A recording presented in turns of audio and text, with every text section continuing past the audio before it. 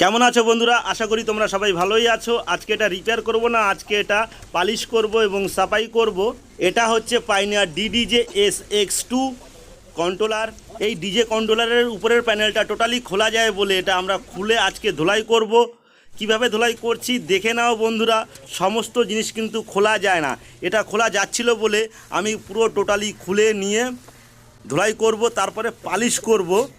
এর মধ্যে যে কোনো কোম্পানির শ্যাম্পু ইউজ করতে পারো। এটা খুলে ধোলাই করছি এটাই কারণ, এর উপরে আঠালো টাইপের একদম চিট পড়ে গেছিলো বলে এটাকে ধোলাই করতে হচ্ছে আমাকে ভালো করে। এটা আমি শ্যাম্পু দিয়ে নর্মাল জল ইউজ করে এটাকে পরিষ্কার করে নিচ্ছি, হাওয়া দিয়ে টোটালটা এটা শুকিয়ে নেব, তারপরে পালিশ করে নেব। দেখতে থাকো, সঙ্গে থাকো এই ভিডিওটা। এই যে আমার পালিশ করা হয়ে গেছে, তারপরে চেক করছে, দেখো কত সুন্দর লাগছে দেখতে। ভিডিওটা যদি ভালো লেগে থাকে লাইক কমেন্ট শেয়ার করতে ভুলো না। এরকম টাইপের